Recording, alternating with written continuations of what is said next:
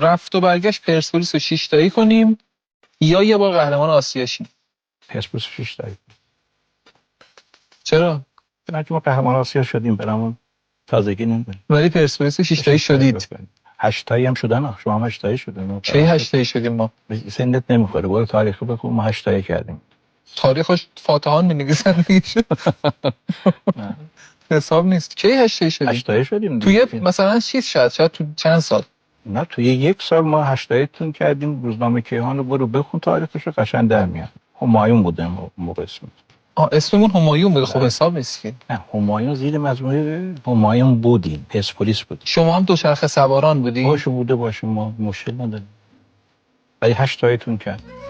اش. بعد ما از شما 6 تا خوردیم. شما رفتین فجر سپاسی 6 تا خوردید.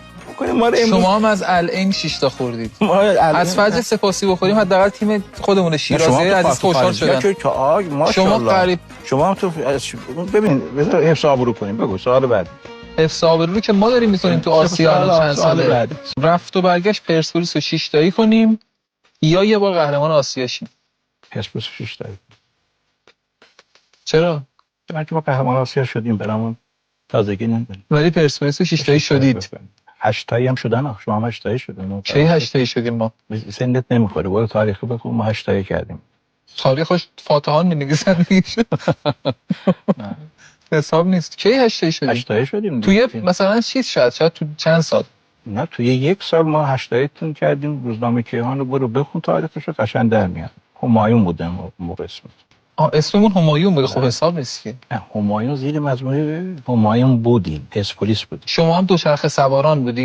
باشه ما مشکل نداریم. ولی 8 تاییتون کرد. اش. بعد ما از شما 6 تا خوردیم.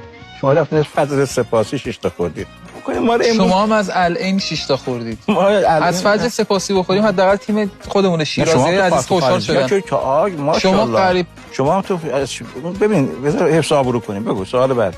حفظ آبرو رو که ما داریم می‌کنیم تو آسیا چند ساله.